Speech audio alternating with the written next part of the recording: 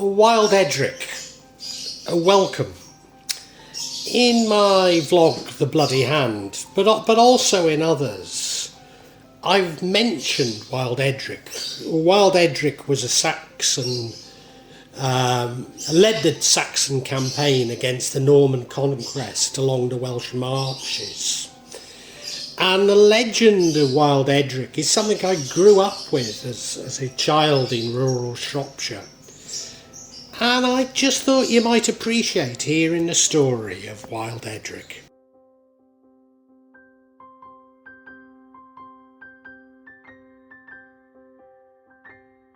Eadric, Wild Edric, or Eadric Cild, meaning Eadric the Child, was probably the son of Ælfric, brother of Eadric Streona, an ealdorman of Mercia under King Æthelred the Unready.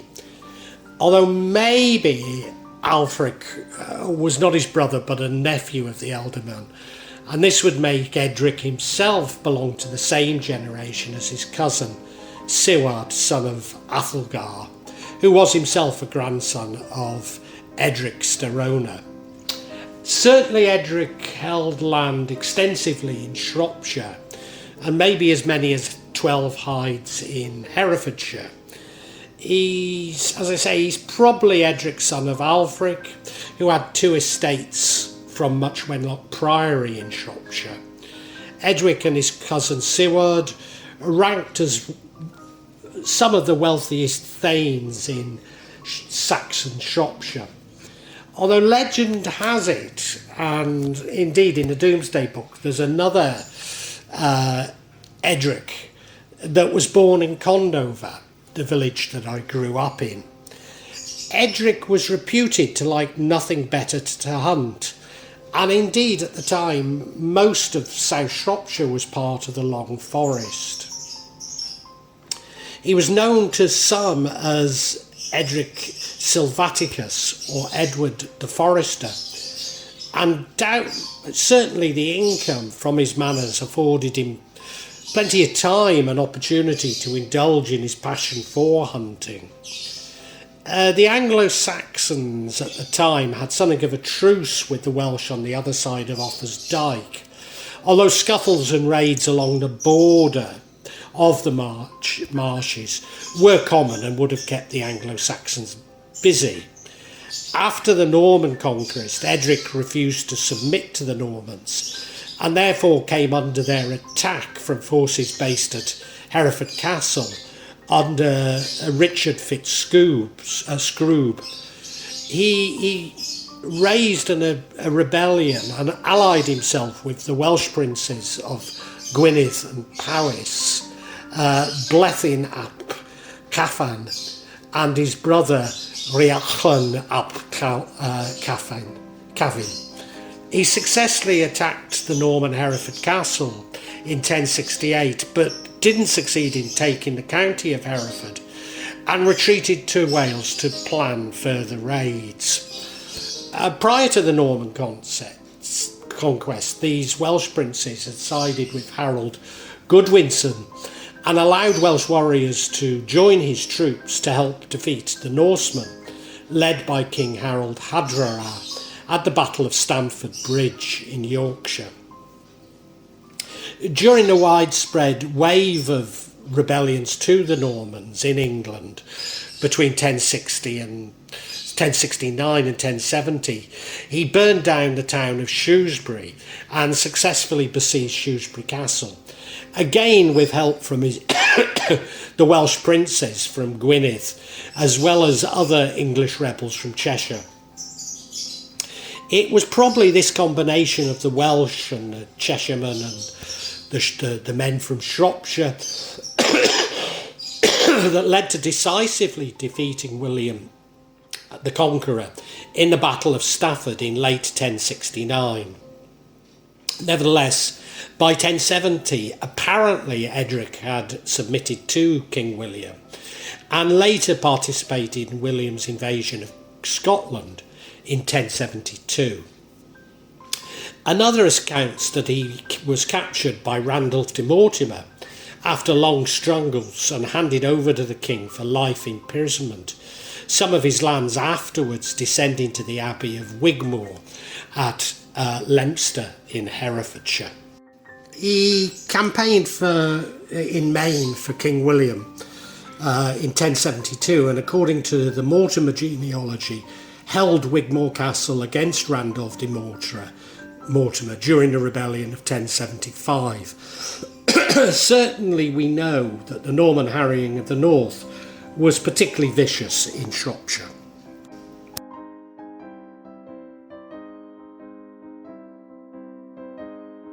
Lady Goda.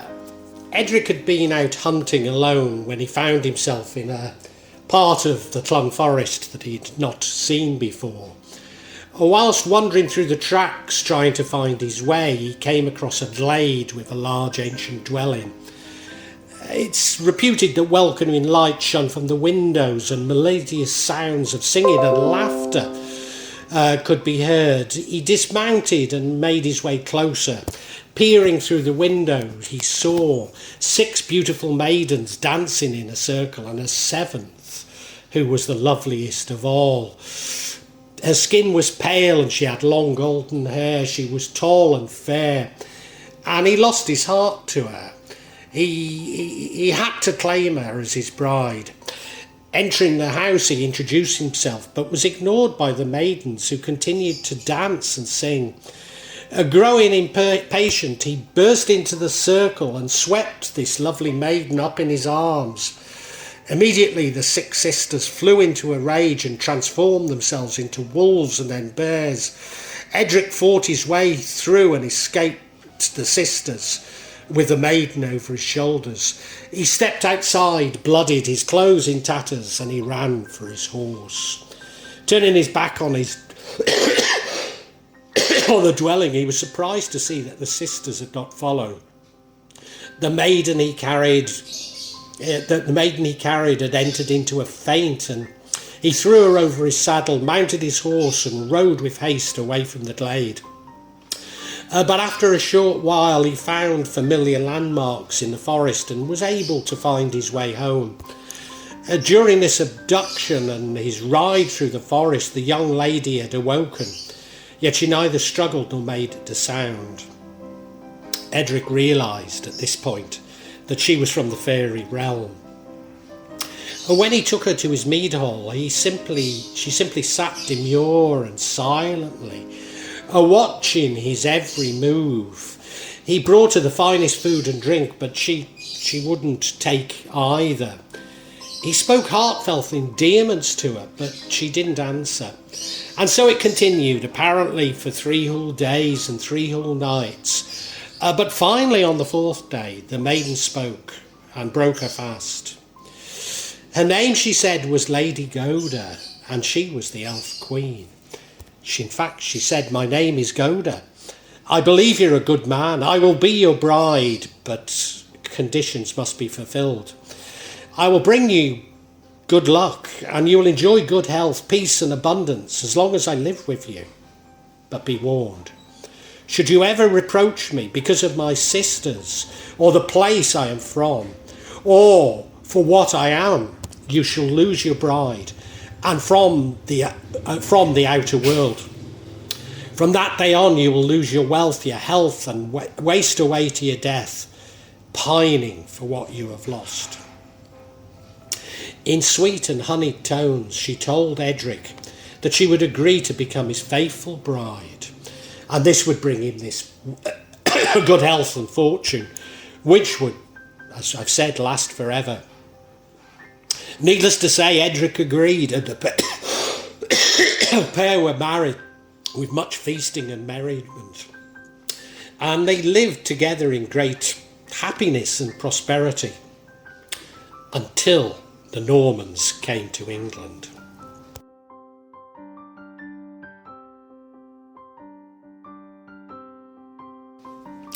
The legend: King William the Conqueror, upon hearing of the fairy bride, Lady Goda, invited her to court in London, and though others accompanied the newlyweds to attest to her superhuman origin, Her great beauty completely convinced the king. After the defeat by the Normans, Ædric returned to his mead hall, his spirit broken. He sought Goda's company for solace, but his bride was nowhere to be found. She loved to wander the lands and frequent the forest from where she had come, and it seemed that she was on one of these journeys. Ædric was angry by this, that she was not at home, and when she finally returned, he flew into a rage and goaded her for her absence. "No doubt you've been busy dancing with your sisters, and you should have been here at home awaiting my return." A tear rolled down Goda's cheek, and she reminded him of his promise. She would now have to leave him and return to her sisters in the forest. Ædric, realising what he'd done, begged for her forgiveness, begged her to stay. His love, this was his true love, and he could not bear to be without her. But an oath is an oath, especially in the magical kingdom of the elves. She returned to the Clun forest. As his bride left, Ædric made another promise that his spirit would not rest until he found her. He swore this, and that he was bound to the land and he would never leave it. Heartbroken, the thane pined away and died of grief. Some say that it was his own people who cursed him for surrendering to the Normans. According to some legends, Ædric's surrender and support for the Normans greatly displeased his own people. They imprisoned him along with, apparently, his wife Lady Goda, despite the other legends saying that she went back to Clun Forest, and his fighters in the lead mines in the Stiperstones in Shropshire, where you'll have heard me talk about before. It's where my mother's from. And a curse was placed upon them. Nevertheless, at times of threat to England, Wild Edric, Lady Goda, and his followers, the Wild Hunt, ride out to fight the enemy. But they must return to their underground prison to await further threats. They cannot die until England is returned to how it was before the Norman Conquest, and all the wrongs have been made right. And there are several stories of alleged sightings of Wild Edric and his host riding out at times of danger to the country, such as during the Crimea War in 1841, before the First World War in 1914, in fact outside my mother's house in Plock's Green, and before the Second World War in 1939, their arrival being announced by the sound of the huntsman's sword. Possibly from these alleged sightings came this reputation of him as a huntsman, and Ædric became associated with the Wild Hunt, a legend found in many parts of Europe. The Wild Hunt being a group of phantom huntsmen and their dogs that either rode wildly across the sky or just above the ground. They were believed to be hunting lost souls and the souls of the newly dead, who they would capture and take away. There was also a belief that as they passed, they could also draw out the souls of those asleep and carry them away to join the hunt with them. He's also linked with the legend of the giant fish of Bowlymere Pool, mentioned in my Bloody Hand vlog. The fish is believed to have Ædric's sword strapped to it, awaiting to be given up when Ædric returns as Lord of Condover Manor. I also grew up believing that he was connected to the steps and cave at Nestcliff. Indeed, I was told that he jumped his horse down the steps at Nestcliff. But when researching this, I found that this belongs to the legend of the outlaw Wild Kynaston, who is maybe the inspiration of the Robin Hood story.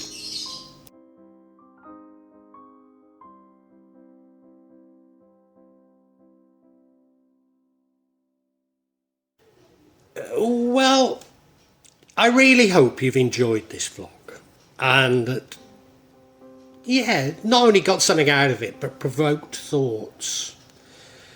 I'm not here to push my beliefs, my thoughts on you. Only to open up your own thinking. Get you thinking about the world and life. When I started The Real Magic of Java, I believed that I'd only release them every month or maybe every 2 months. But now I find myself adding to this subsection once or twice a week. But please subscribe and hit the bell to get notifications for when I add new parts to this subsection. In part, the reason why I'm doing it more often is that the concept has moved from filming rituals and events that took place in Java to me also describing my beliefs and philosophy. And that does come in response to people expressing an interest in it. But of course, me actually seeing rituals and events really doesn't happen so often. What I would say to you is that there's no attempt at subterfuge on my behalf. And when I do experience rituals, I will include them for you to see. And as I say, there's no way I'm trying to mislead you. And if I believe there is subterfuge, if I uncover it, I will point it out to you. I'm trying to be as honest as I can be. Now, please make comments, please ask questions, and I'll try to be as honest and open with you as I can be. Of course, there will be some of you who disagree with me, particularly when I talk in terms of my own beliefs, my own feelings. And, you're welcome to alternative feelings, and we can agree to disagree. Sometimes I find that people on YouTube can be unnecessarily attacking and aggressive, and at times I don't restrain myself enough, and I apologise, but it's not my intention to put anybody down, I know what I talk about can be emotive, and it can be challenging to your beliefs. But, I'd love to enter an open discussion, a heartfelt discussion. But unfortunately, I often come across things that are, especially when people quote the scriptures to me, I've just no idea where it takes us, Because I'm speaking from the heart, sorry, if you want to quote the scriptures at me, do so, but it doesn't have much impact on me, I personally have no desire to impose my feelings on you, and I suppose when people try to do it to me, it washes off, All I'm trying to do is I'm trying to share my feelings with you, and I'd love an open discussion on feelings. I really would love it, and sorry if I don't always react as best I should. I try and cure this in myself, but I think this is part of the sort of narcissism of social media that I talk about so much in this subsection. So look, if you've enjoyed it, I really urge you to listen to other sections on this channel, particularly the 4 audio books that I've uploaded onto this channel. Yes, they are in a novel format, they are novels, but they go into much greater depth than my thoughts and feelings. Now, what I would say to you is these are sequential, so my thoughts and feelings develop as we go through each chapter and each book. So it does begin with 1.1, the Chinese cemetery. But, hey, it's up to you. Feel free to dip in as you wish, as you want. And, really heartfelt thanks for listening to this. And I really want to say a great big thank you, and God bless you.